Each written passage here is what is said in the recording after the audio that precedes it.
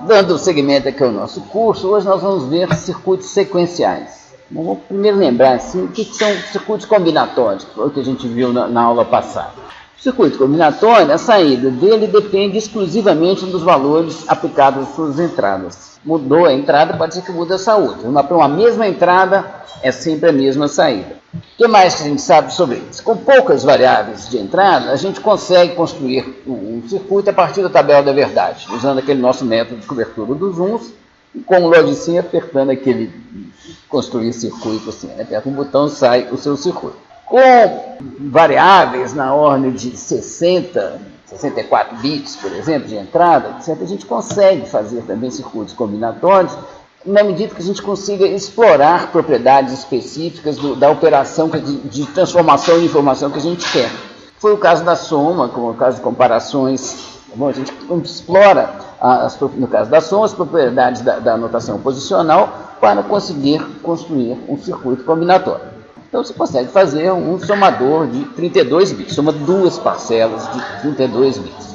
Mas nós estamos mexendo com computadores, nós queremos calcular o total da folha de pagamento dos funcionários públicos do Brasil, que são 2 milhões de funcionários. Como é que a gente calcula isso? Pode fazer um circuito, gente, com 2 milhões de entradas, assim, para somar? Teoricamente é possível, mas na prática não é. Ninguém faz isso. Então, você até procura fazer algumas coisas em paralelo, mas nós vamos ver hoje aqui que é possível somar esses 5 milhões de números sem ter um circuito com 5 milhões de entradas, cada uma de 32 bits. O que é um circuito sequencial? Ele é um circuito que tem memória. Ele guarda informações da sua história pregressa. E a sua saída é uma função das entradas aplicadas e também do que está armazenado na sua memória.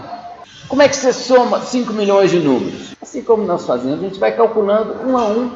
Como a gente tem memória, a gente deixa o total parcial armazenado nessa memória. Então, você guarda aquilo ali, você usa o somador, soma mais uma parcela, depois você soma o total já acumulado com aquela nova parcela, depois com aquela nova parcela, e assim a gente consegue, distribuindo ao longo do tempo, somar um número arbitrário de parcelas. Bom, nós veremos hoje bem exatamente como é que a gente faz isso com o circuito. Então, vamos começar o nosso estudo de circuitos sequenciais pelo mais simples de todos, que é uma memória, gente, de 1 bit. Ela guarda um único bit, tá bom? Aqui está o flip-flop do Logic. Tem vários tipos de flip-flop. Nós só vamos trabalhar aqui com um flip-flop do tipo D, é um flip-flop que copia os dados. O dado que fica armazenado nele, armazena 1 bit. Ele é exposto aqui por essa saída Q, e o complemento dele é exposto nessa saída Q' aqui. Então, você pode se perguntar para que precisa disso daqui, se a gente pegava essa daqui por uma porta NOT e obteria Q', mas é porque essa daqui sai de graça pela lógica interna de construção dos flip-flops, aqui que nós não veremos aqui no curso. Tá? Ela sai de graça, então por isso que o flip-flop oferece sempre essa saída complementada aqui também. Então é assim que a gente vê o que está armazenado aqui. Agora para a gente ver como é que funciona. As duas principais entradas do flip-flop são essas duas aqui. Uma que a gente chama de clock, porque ela está muito associada com o tempo, certo? E outra é a entrada D, que é a entrada de dados.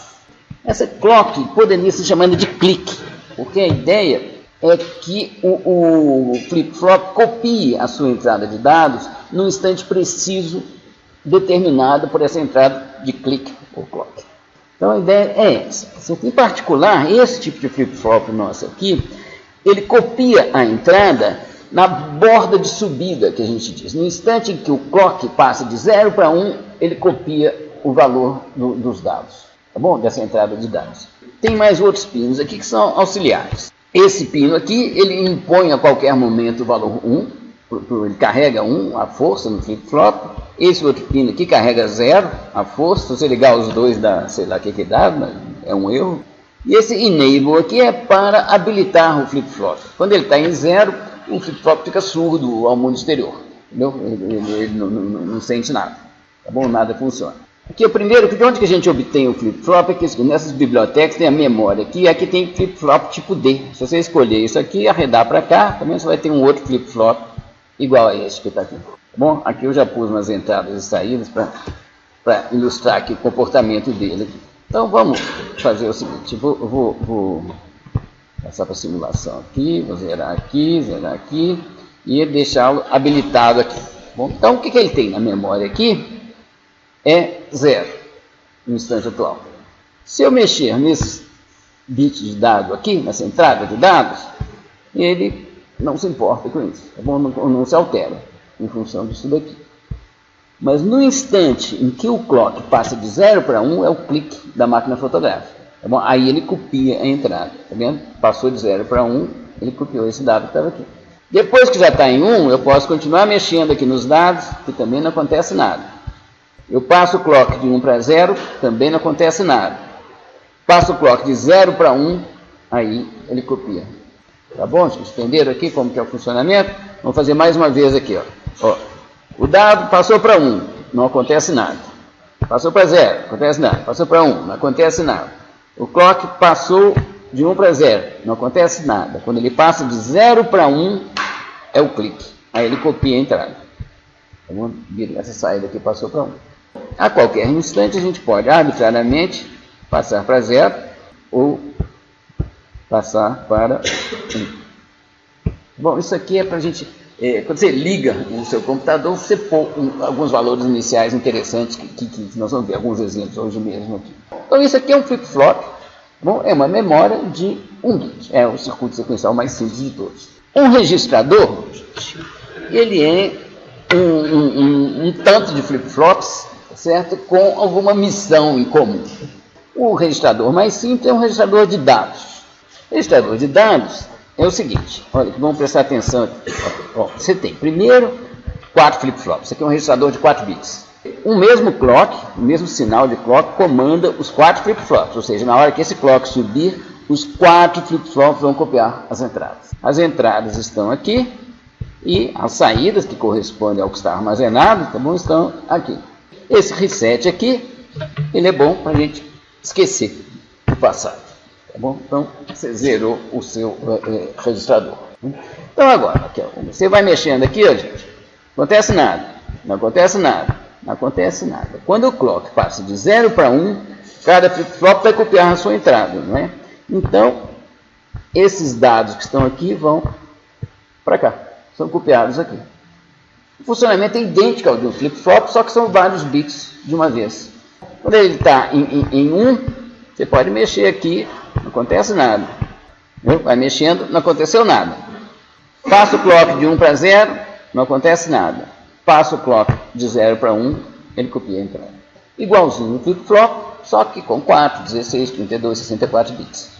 Bom, isso aqui é um registrador de dados de 4 bits. A função dele é armazenar dados, armazenar vários bits. Isso aqui é uma carta de tempo, gente, que mostra o comportamento de um flip-flop do tipo D. Então, olha aqui. Aqui eu peguei aqui só a entrada clock e a entrada D do dado. Tá bom? Aqui está a saída. Então, a saída começou com 0. A entrada D estava em 0, passou para 1, passou para 0, não acontece nada. Passou para 1, não acontece nada. Aqui o clock passa de 0 para 1. Nesse instante, a saída copia a entrada. Bom, então ela passou para 1. Aqui o clock desceu, aqui a entrada D desceu, subiu, desceu outra vez, foi indo aqui e não aconteceu nada até esse instante aqui em que o clock sobe. Na hora que ele sobe, a saída copia o valor da entrada, que aqui é 0. Aqui está o registrador, que nós já mostramos, tá?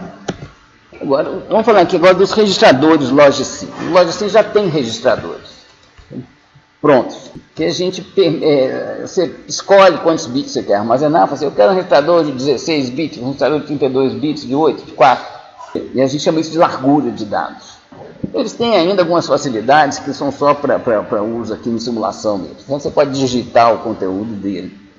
Eles têm também um pino de clear, que é para zerar, para esquecer o passado e impor um certo estado. Alguns de vocês devem ter feito, talvez todos vocês, os exercícios para hexadecimal, mas vou dar uma refrescada aqui. O que é hexadecimal? Gente, é uma notação que, assim como tem sistema decimal, como a gente viu o sistema binário, é um sistema com base 16. Então, para que mais um sistema com base 16? Gente, a única utilidade dele, na verdade, é para consumo humano. É muito melhor para a gente falar de um tantão de bits em hexadecimal do que em binário.